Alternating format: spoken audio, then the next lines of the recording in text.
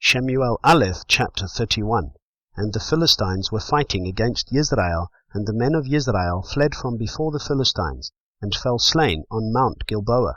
And the Philistines followed hard after Shaul and his sons.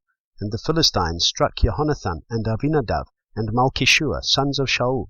And the battle went hard against Shaul, and the archers hit him, so that he was severely wounded by the archers.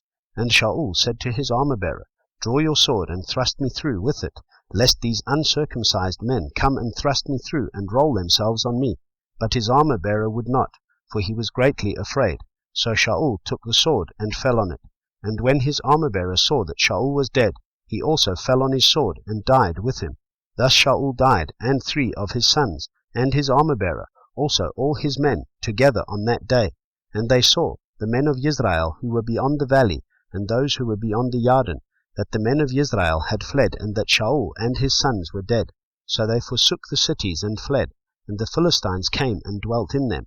And the next day it came to be, when the Philistines came to strip the slain, that they found Shaul and his 3 sons fallen on Mount Gilboa.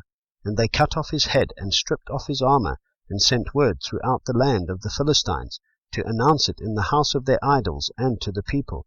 And they placed his armor in the house of Ashtaroth, and they fastened his body to the wall of Beit-Shan. And the inhabitants of Yabesh-Gilead heard what the Philistines had done to Shaul. And all the brave men arose and went all night, and took the body of Shaul and the bodies of his sons from the wall of Beit-Shan. And they came to Yabesh and burned them there. And they took their bones and buried them under the tamarisk tree at Yabesh, and fasted for 7 days.